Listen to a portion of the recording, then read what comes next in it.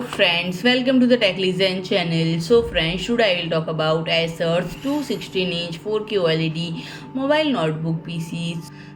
Acer unveiled two models of 16-inch 4K OLED mobile notebook PC which equipped with Ryzen 7 Pro and the models name SFA1641 and 76YB in glacier blue and SFA1641 and 76YK in olivian black. And friend, this mobile notebook PC features a housing made of magnesium-aluminum alloy, providing the device with a lightweight and durable design. Compared to ordinary aluminum, the magnesium-aluminum alloy reduces the weight by approximately 20% while doubling the strength. And friend, it is weighed just about 1.17 kg and measures a mere 12 point at its thinnest part despite the largest display size. And friend, the main specification of SFA 1641 and 76Y model included WQUXGA resolution powered by Ryzen 7 Pro 6850U CPU, 16GB LPDDR5, 6400 memory and 512GB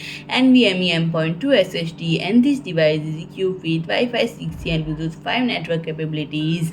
And friend, the device is equipped with a 54-watt lithium-ion battery, providing a continuous driving time of approximately 7.5 hours.